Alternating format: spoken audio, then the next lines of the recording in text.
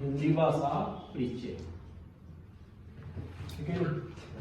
इसकी पहली class start हुई अपनी और शुरू से स्टार्ट हो गई, ठीक है नी, पहली क्लास।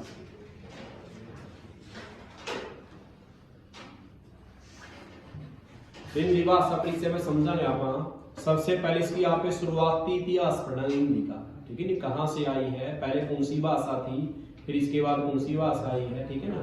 तो सबसे पहले यहाँ पे पढ़ा हिंदी भाषा परिचय। जो भाषा शब्द है, जो भाषा शब्द है, इस भाषा शब्द की जो उत्पत्ति है वह पढ़नी है आपने, वह कहां से हुई है। अपनी सबसे पुरानी भाषा कौन सी है, संस्कृत है, ठीक है ना। तो समझेगा भाषा जो शब्द है इसकी उत्पत्ति कहां से हुई, संस्कृत से। कहां से हुई भाई, संस्कृत के किससे, भाष धातु से। किससे हुई भाई, भाष धातु से हुई है, ठीक है। क्या नाम उसका, भाष। इस भाष का धातु तो आपने पढ़ी है, संस्कृत में पढ़ा कर धातु पढ़ा कर दिया आप। तो ये किस धातु से बनी है, ये संस्कृत भाषा के भाष धातु। इस भाष का मतलब क्या है कि विचार प्रकट करना, विचार प्रकट करना। विचार कैसे प्रकट करांगे आप, या तो क्या करांगे बोलकर और या भाई लिखकर, कि अपने विचार प्रकट करना ही क्या कहलाता है, भाष। संस्कृत का जो भाषा शब्द लिया आपने, जो एक शब्द है भाषा, इस भाषा शब्द कहां से आया है, यो संस्कृत की किससे, भाष धातु से। किससे आया है, संस्कृत की भाष धातु से। इस भाष का मतलब क्या है कि विचार प्रकट करना बोलकर या लिखकर, ठीक है। तो प्रश्न क्या बन गया, सबसे पहला भाषा शब्द कहां से आया है, संस्कृत की भाषा से। और संस्कृत के कौन सी धातु से आया है, भाष धातु से आया है। और इस भाष का मतलब क्या है, विचार प्रकट करना बोलकर या लिखकर, ठीक है। ये बात है जो संस्कृत की भाषा, इसकी समझा कि आप जो यह भाषा संस्कृत है, सबसे पहले इस भाषा के जरिए ही आप आगे सीखते आए हैं, संस्कृत से। सबसे पुरानी भाषा कौन सी है, संस्कृत है। सभी भाषाओं की जननी कौन है, संस्कृत भाषा है। सभी भाषाओं को जन्म देने वाली कौन सी भाषा है, संस्कृत ही है। इसलिए इस संस्कृत को क्या कहा जाता है, आदि जननी। क्या कहा जाता है इसको, आदि जननी। किसे कहा जाता है, संस्कृत भाषा। और ये सभी भाषाओं के लिए क्या है, मूल भाषा भी है। इसे क्या कहा जाता है, मूल भाषा। क्या कहा जाता है, सभी भाषाओं की मूल भाषा कौन सी है, संस्कृत है, ठीक है नहीं। और इसको क्या कहा जाता है, इसको देवनागरी भी कहा जाता है। क्या कहा जाता है, देवनागरी। या संस्कृत की जो लिपि है वह कौन सी है, देवनागरी है, ठीक है नहीं। हिंदी की क्या है, देवनागरी है। पंजाब की क्या है, पंजाबी की गुरुमुखी है, ठीक है नहीं। तो इसी तरह संस्कृत को देवनागरी कहा जाता है, या संस्कृत की जो लिपि है उसका नाम क्या है, देवनागरी। और संस्कृत भाषा में जो सबसे पहला जो ग्रंथ है, प्राचीनतम जो ग्रंथ है, इस भाषा में जो सबसे प्राचीनतम ग्रंथ है वो ग्रंथ कौन सा है, ऋग्वेद। कौन सा है भाई, वो ऋग्वेद। सबसे प्राचीन ग्रंथ का जो नाम हो क्या, संस्कृत भाषा का ऋग्वेद। ऋग्वेद में कौन सी भाषा का यूज किया गया है, संस्कृत भाषा का। आई बात समझ। तो आप क्या समझे, जो एक शब्द है, एक भाषा, भाषा जो एक शब्द है ये कहां से आया, संस्कृत से आया है। और संस्कृत से किससे आया है, भाष धातु से आया है। और इस भाष का मतलब क्या है, विचार को प्रकट करना बोलकर या लिखकर, ठीक है। बात किसकी है, संस्कृत की। ये आपने मेरा है सबसे पुरानी भाषा कौन सी है, ठीक है ना। तो ये वैदिक भाषा भी है जो पहले यूज होया करती थी। तो संस्कृत आपने कौन सी भाषा है, आदि जननी कहा जाता है। और सभी भाषाओं की मूल भाषा भी आए हैं। और इसको क्या कहा जाता है, देवों की नाम। देव जो देवता जो यूज किया करते वो कौन सी भाषा थी, वह संस्कृत थी। और इसके इस भाषा में सबसे प्राचीनतम ग्रंथ कौन सा है, अपना ऋग्वेद। कौन सा है, कितने वेद है टोटल, 4 है। कौन सा ग्रंथ की बात करी आपने, ऋग्वेद है की बात समझ, ठीक है। तो ये भाषा शब्द का मतलब समझ ले कि भाषा शब्द कहां से आया है, तो अब आप इसकी क्या पढ़ाएंगे, परिभाषा। किसकी? भाषा पर।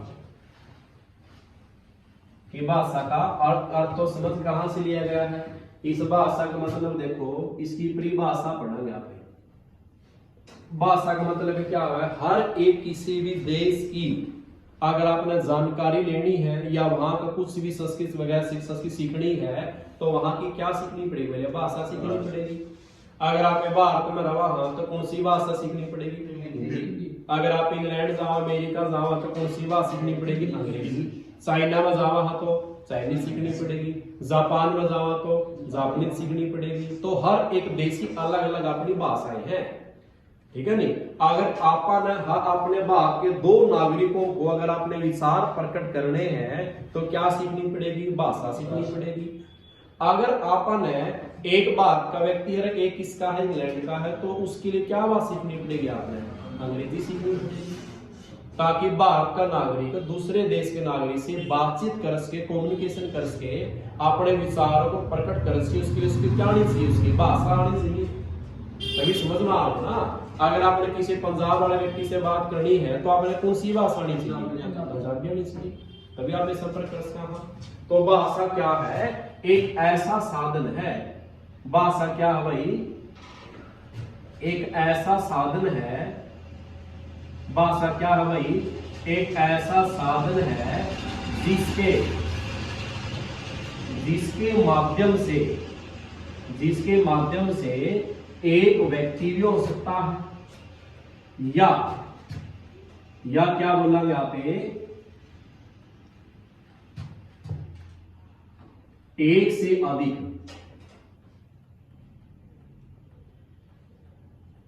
से क्या है, अधिक व्यक्तियों का समूह।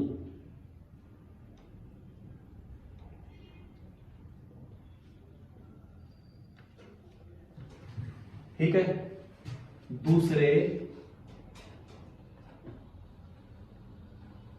व्यक्ति या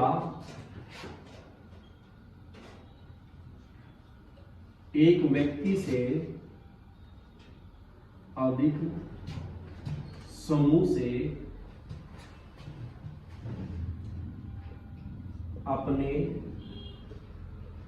विचारों या भावों को बोलकर या लिखकर आदान प्रदान कर सके या प्रकट कर सके। ठीक है, क्या भाषा एक वह साधन है जिसके द्वारा मैं अकेला व्यक्ति, मैं एक व्यक्ति हूं और आप एक दूसरा एक व्यक्ति है, जैसा मैं बात कर रही हूं, एक व्यक्ति है। ठीक है, ये एक व्यक्ति और दूसरा भी क्या है, एक व्यक्ति ही है। इसके जो ए व्यक्ति और कौन सा है, बी व्यक्ति है। ये भी एक है, ये भी एक है। एक व्यक्ति दूसरे एक व्यक्ति से अपने विचार को प्रकट कर सकता है। जैसे मैं एक दूसरे व्यक्ति से बातचीत कर रहा हूं, ठीक है नहीं, हम दो व्यक्ति आपस में बात कर रहे हैं, हाँ तो क्या आया, एक व्यक्ति दूसरे व्यक्ति से अपने विचारों को क्या कर रहा है, प्रकट कर रहा है, बोलकर या लिख कर। और दूसरी बात क्या हुई, जब ये व्यक्ति तो एक है और ये जो व्यक्ति दूसरे हैं ये क्या है, ये ज्यादा है, एक से ज्यादा है। अगर एक से ज्यादा एक व्यक्ति बोल रहा है और ये सुन रहे हैं सारे के सारे, ये भी विचार प्रकट कर रहे हैं, तो एक व्यक्ति किससे विचार कर रहा है, एक से अधिक व्यक्तियों के समूह से बात कर रहा है। जैसे एक नेता अपने क्या कर रहा है, अपना स्पीच दे रहा है और जनता ज्यादा है, तो व्यक्ति एक है, किससे संपर्क कर रहा है, ज्यादा व्यक्तियों से, व्यक्ति को समूह से कर रहा है, तो वो भी क्या है, भाषा का साधन है, इसके द्वारा विचार प्रकट कर रहा है। तो यहाँ या व्यक्ति का, इसका यहाँ भी व्यक्ति क्या है, यहाँ भी व्यक्ति क्या है भाई, ज्यादा है। यहाँ चार व्यक्ति और तीन व्यक्तियों से क्या करें, विचारों का आदान प्रदान करें, ये भी क्या है, भाषा का माध्यम है। ठीक है नहीं, तो एक व्यक्ति भी कर सकता है अपने विचारों का आदान प्रदान, और एक से अधिक व्यक्तियों का समूह भी कर सकता है बातचीत, और दूसरा एक व्यक्ति भी हो सकता है, दूसरे एक व्यक्ति से ज्यादा भी हो सकता है। ठीक है नहीं, बात यही नहीं कि एक व्यक्ति दूसरे व्यक्ति से, ठीक है नहीं। एक समूह दूसरे समूह से भी कर सकता है, और एक व्यक्ति दूसरा समूह से बात कर सकता है, या एक समूह दूसरे एक व्यक्ति से भी बात कर सकता है। ठीक है ना। विचारों का आदान प्रदान इसी तरह से भी हो सकता है। ये नहीं कि सिंगल एक व्यक्ति से बातचीत होगी, व्यक्ति का समूह भी हो सकता है। ठीक है। तो विचारों का प्रकट करना बोलकर करा या किसके द्वारा, लिखकर करा, तो क्या कहलाएगा वो भाषा। ठीक है नहीं। तो भाषा वह साधन जिसके द्वारा एक व्यक्ति या एक से अधिक व्यक्तियों का समूह दूसरे व्यक्ति से या दूसरे व्यक्तियों के समूह से क्या करा, विचारों का आदान प्रदान के कहलाएगा भाषा। ठीक है। और ये विचार प्रकट करा यहाँ पे बोलकर या लिखकर। तो इस भाषा के जो प्रकार की बात आओगी, इस भाषा के अगर आप कुल प्रकार की बात करा तो कुल तो कितने हैं, लेकिन मुख्य की बात करांगे तो मुख्य कितने हैं, 2 हैं। जैसे आप एक तो करा हाँ पा, एक तो कौन सा हो गया मौखिक, कौन सा हो गया भाई मौखिक। एक कौन सा हो गया अपना, दूसरा कौन सा हो गया लिखित, और तीसरा कौन सा है सांकेतिक। ठीक है नहीं। लेकिन मुख्य रूप से कितने यूज करे जा रहे हैं, 2, मौखिक और लिखित। तीसरा तो टोटल में होगा सांकेतिक। ठीक है नहीं बात। ये मौखिक का मतलब क्या है, सबसे पहले पढ़ा जावे कौन सा है गया मौखिक। कौन सा है गया भाई मौखिक। क्या हुआ है कि आप बोलकर विचार प्रकट करा, ना लिखकर करते ना संकेत से कर, बोलकर विचारों का प्रकट करना वो क्या कहलाएगा मौखिक। कौन सा कहलाएगा वो मौखिक प्रकार कहलाएगा। इसमें परिभाषा क्या बनेगी इसकी, सार्थक। क्या बनेगी भाई, सार्थक उच्चरित ध्वनियों का प्रयोग करके अपने विचारों या क्या भाई अपने भावों को बोलकर प्रकट करना क्या कहलाएगा मौखिक प्रकार। कौन सा कहलाएगा, देख इसमें लिखने की बात यह, सार्थक का मतलब क्या है। अगर आप किसी से बोलकर अपने विचार प्रकट कर रहे हैं तो ये शब्द कैसे होने चाहिए, सार्थक, जिसका अर्थ निकला है। जिसका अर्थ ही निकलेगा तो साधन थोड़ी बने भाषा का मौखिक। जो आप शब्द यूज करा हमें सार्थक होने चाहिए, शुद्ध शब्द होने चाहिए, जिसका अर्थ क्या निकलता हो, साफ साफ से निकलता हो। और उच्चरित मतलब क्या, उसका उच्चारण सही होना चाहिए। उच्चारण सही होना चाहिए। जैसे कोई भी लिखा हाँ, जैसा भी कार्य लिखा, इसको क्या कहना पड़ेगा, क्या कार्य ही कहना पड़ेगा। ये नहीं इसकी कायर दिखाना पे कि रै को बाद में यूज करांगे यहाँ पे, कायर बोलना या य से पहले ही बोली जाओगी, ये उच्चरित है तो उच्चारण सही करना पड़ेगा अपने। ठीक है नहीं। सार्थक उच्चरित ध्वनि होनी चाहिए।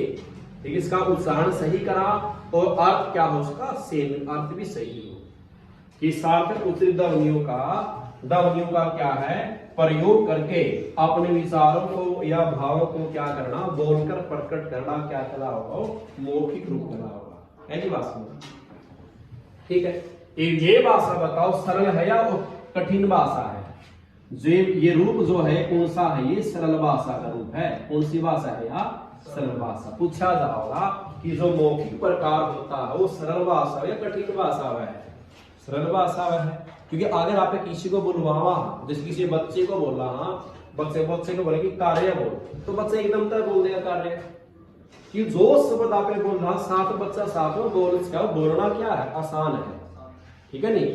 ये वहां पे कहा किसी बच्चे ने हिंदी नहीं आती, आप ये बात बुलवावा, आप ये बोलो कि भाषा एक ऐसा साधन है, या बात सुनकर बच्चा साथ साथ बोल पड़ा कि एक ऐसा साधन है, क्योंकि भाषा इसलिए क्या है आसान है। ठीक है नहीं। सेम वर्ड कोई भी बोल सकता अगर आप किसी आगे बोल लांगे तो, इसलिए भाषा कौन सी है, सरल भाषा का रूप है, ये आसान है भाषा सीखनी।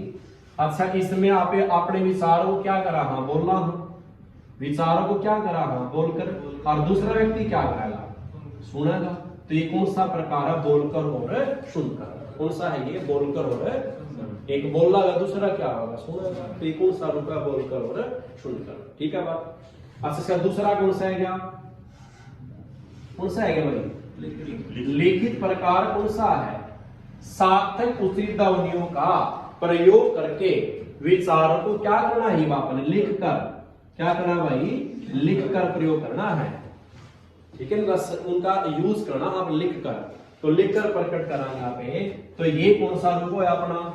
पहले क्या करांगे यहाँ पे? लिखांगे, और दूसरा क्या कराएगा? उसको लिखे को पढ़ेगा।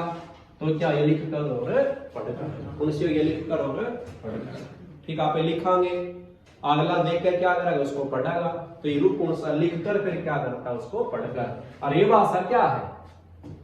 ये सरल भी है और कठिन भी है। ये सरल भी है और क्या है? कठिन भी है। क्यों? जैसे आपने हिंदी भाषा सीखा है, अपना हिंदी भाषा, और आपने पंजाबी सीखनी है, ठीक है, लिखी हुई, तो कैसे करेंगे? शुरू में औखी लगेगी, आपने फिर क्या हो जाएगी? आसान सी हो जाएगी। और जे किसी नाम है तो पहले क्या हुआ? जन्मजात मातृभाषा, तो क्या है? सरल भी है। और तीसरा जो रूप है कौन सा? अपना सांकेतिक है। कौन सा है वो? सांकेतिक। इसमें क्या होगा? सार्थक ध्वनियों का ना तो प्रयोग कर लिख कर करना और ना बोल कर। ना तो इसमें क्या कर दिया आपने? ना तो इसमें बोल कर करते विचार प्रकट, और ना ही इसमें लिख कर करते। आपे क्या करा? संकेत का इस्तेमाल करा। इसका इस्तेमाल करा, संकेत का प्रयोग किया जाता है। जैसे आपने क्या बोला? हॉर्न बजाना। क्या बजाना? हॉर्न बजाना। जो हॉर्न बजावांगे तो बोले ना अपना बोले, ना आपने लिखा, सिर्फ क्या बजा दिया? एकदम उन्हीं का यूज किया, हॉर्न बजा दिया। या जो ये निशान है, ये निशान भी किसका है? बस सीधा मुड़ना है, सीधा चलना है अपने। या ये निशान करा हाँ,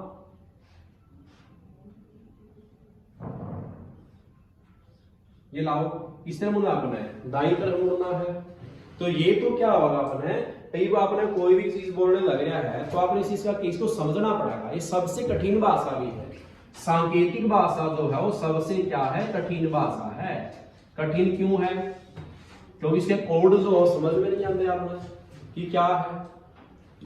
आपने न्यूज देखी होगी, जो बिना बोले न्यूज इशारे कराया उन इशारे समझ जाएंगे आप?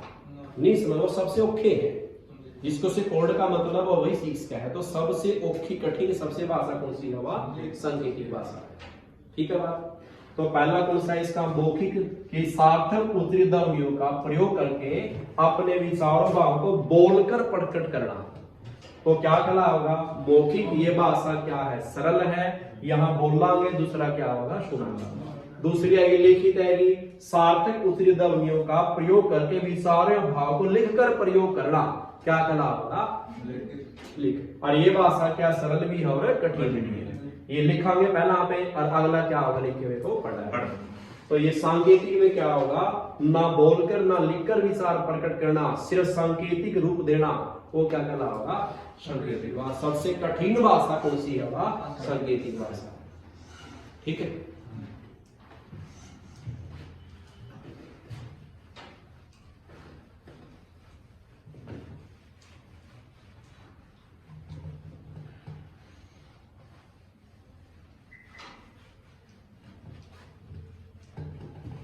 अच्छा आगे आ गया अपना जो भाग 17 अनुच्छेद पढ़ा आपा। जो भाग 17 है, इस भाग 17 में अनुच्छेद कौन सा? 343 से लेकर कहां तक? 351 तक जो है, इन सारे अनुच्छेदों में किस भाषा का यूज किया गया है? हिंदी भाषा। किसका प्रयोग किया गया है? हिंदी भाषा का प्रयोग किया गया है। पूछेगा कि कौन सा भाग है वो? भाग कौन सा है? 17।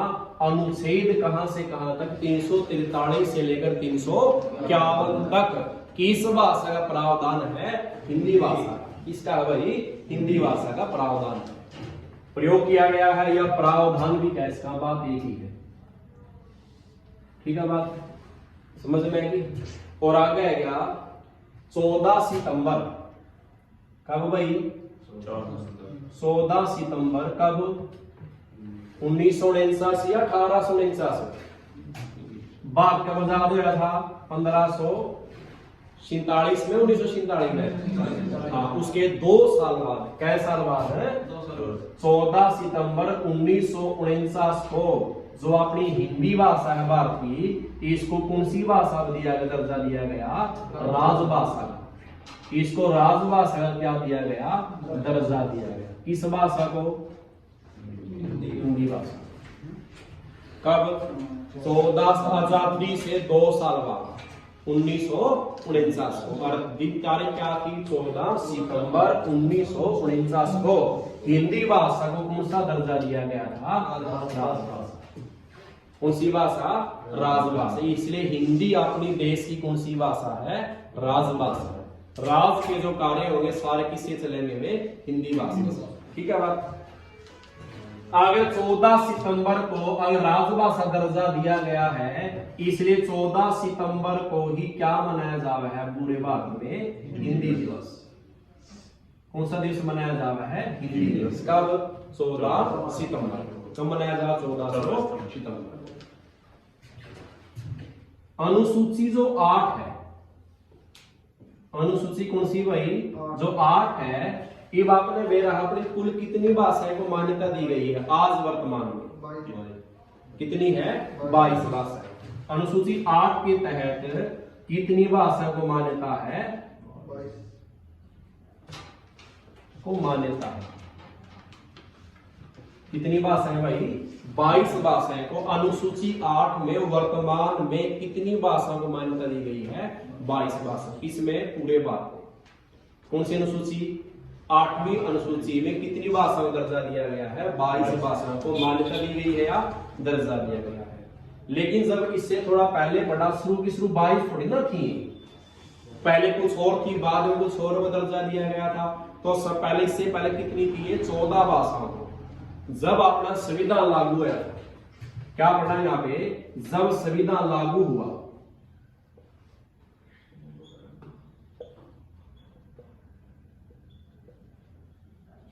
कितनी भाषाएं थी?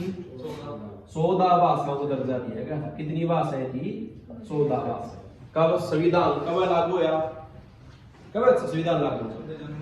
26 जनवरी 1950 को संविधान लागू है। तब तक कितनी भाषा मान्यता थी? 14 भाषा।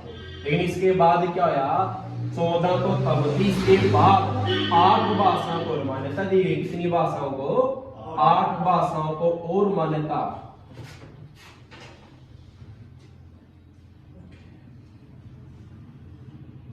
ठीक है। अनुसूची 8 में पूछा है, वर्तमान में पूछा है, तो कितनी भाषा को दर्जा दिया गया है? 22 है। और जब संविधान लागू है उसके समय कितनी भाषा? इसलिए 14 थी, ये तो बाद में आई है 8 भाषाएं। जो वर्तमान में कितनी है? 22 है। संविधान जब लागू है तब कितनी थी? 14 थी। 8 तो बाद में। संविधान कब लागू हुआ? 26 जनवरी 1950। इस टाइम तक तो कितनी भाषाएं थी अपनी? 14 थी। इसके बाद कितनी भाषा हो रही? 8 भाषा हो रही। अरे 8 भाषाएं जो मान्यता दी गई, इसके लिए क्या करना पड़ा? जो भारतीय संशोधन संविधान है, इस संविधान में संशोधन किए गए। क्या किए गए? ये संविधान में क्या संशोधन है? कितने संशोधन हुए? 3 संशोधन हुए। इन तीनों संशोधन में अलग अलग भाषाओं के हिसाब से इसको क्या किया गया? दर्जा दिया गया। ठीक है नहीं? तो 3 संशोधन हुए, वे पढ़ेंगे आप। वे 3 कौन से हैं? देखो एक बार। सबसे पहला पढ़ेंगे आप वर्ष। यहां लिखा है संविधान संशोधन।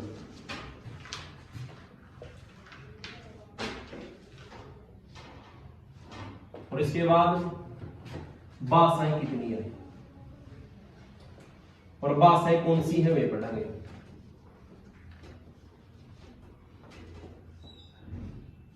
संख्या और भाषाएं के नाम। ठीक है। सबसे पहला कब हुआ? 1967 में।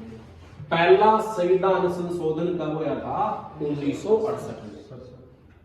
ठीक है, 1967 में। ठीक। इसमें कितनी कितने हो? इसमें ये कौन सा था अपना 21वां, कौन सा था ये 21वां। पहले कितने हो रहे थे 20 हो रहे थे। 21वां संशोधन जब आया वो कब आया था 1967 में। कितनी भाषा हुआ इसमें, एक भाषा आई थी, एक भाषा दर्जा दिया गया। पूछागा कि 21वें संशोधन में कितनी भाषा दर्जा दिया गया, एक भाषा। और वह एक भाषा कौन सी थी, सिंधी भाषा। कौन सी भाषा थी वह, सिंधी भाषा, ठीक है। फिर इसके बाद कब होया 1992 में। कौन सा 1992, ये कौन सा था 71वां, कौन सा था ये 71वां। इसमें कितनी भाषा आई, 3 भाषा। 3 भाषा कौन सी थी याद रखना है, एक ट्रिक लिखूंगा मैं। नेपाल को मणि, नेपाल को क्या लिखनी है मणि, ठीक है। नेपाल को क्या लिखनी है मणि। इस एक तो कौन सी आ जाएगी भाषा अपनी नेपाली, कौन सी आ जाएगी। और को से क्या आ जाएगी कोंकणी, कोंकणी। और मणि से क्या आ जाएगी मणिपुरी, मणि से कौन सी आ गई भाई मणिपुरी। तो नेपाल को मणि, पहले में कौन सी आई सिंधी और दूसरा में क्या आई नेपाल को मणि, ठीक है। तीसरा फिर कब होया 2003 में, कब होया भाई 2003 में। असिर का जोड़ कितना बना है 92। तो संशोधन कौन सा था अपना 92, कौन सा था 92। इसमें कितनी भाषा आई, इसमें कितनी भाषा आई थी 4। में 4 की भी याद रखनी है, इसकी भी ट्रिक लिखांगे यहाँ पे। बोडो, बोडो में संथाली याद रखनी है, बोडो में संथाली। इस बो से तो क्या बन गया बोडो, इससे क्या बन गया बोडो। दो से क्या बन गया डोगरी और में से क्या बन गया मैथिली, ठीक है। और संथाली सेम रहेगी। तो कितनी भाषा आई थी इसमें 4 भाषा हो गए संशोधन। तो देखो पहला कब 1967 में, दूसरा याद 1992, तीसरा 2003 में। पहला कौन सा 21वां, फिर 71वां, 71 जोड़ कितना बना है 92। पहला में कितनी भाषा आई 1, दूसरा में, फिर अगला में 4। पहली कौन सी थी सिंधी और ये 3 कौन सी नेपाल को मणि, नेपाली कोंकणी और मणिपुरी। और 4 कौन सी थी बोडो में संथाली, बोडो में बो से बोडो, डो से डोगरी, में से मैथिली, संथाली से, ठीक है। समझ में आएगा तो याद, ठीक है। तो सबसे पहले के बढ़िया अपने जो अपनी भाषा थी वो भाषा जो शब्द है भाषा वो कहां से लिया गया, संस्कृत भाषा से। और संस्कृत से भी कहां से लिया गया है, भाष धातु से, इसीलिए गया भाष है। और इस भाष का मतलब क्या है, विचार को प्रकट करना, बोलकर या लिखकर, ठीक है। और बात जो संस्कृत की आपने बात पढ़ा, संस्कृत क्या अपनी आदि जननी है, क्या है आदि, सबसे पुरानी भाषा है और सभी भाषाओं की जननी, जन्म देने वाली भी है, ठीक है। और सभी भाषाओं की मूल भाषा भी क्या है, संस्कृत है। और इसकी देवनागरी क्या है, इसकी लिपि है, इसको क्या किया जावा है, देवनागरी किया जावा है।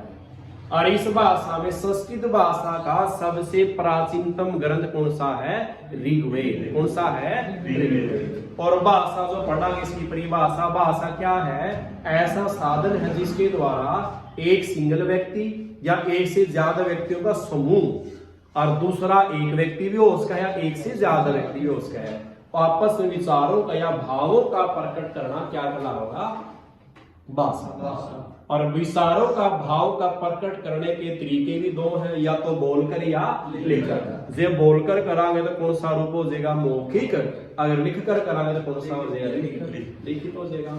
एक सांकेतिक भी है जो नहीं यूज होता आजकल, ठीक है। तो आगे क्या है अपना अपना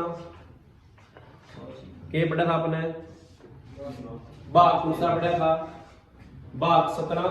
भाग 17 में के पढ़ा था अपने कि अनुच्छेद 343 से लेकर 351 तक कौन सी भाषा का प्रावधान है, हिंदी भाषा। कौन से भाग में, भाग 17 अनुच्छेद 343 से 351।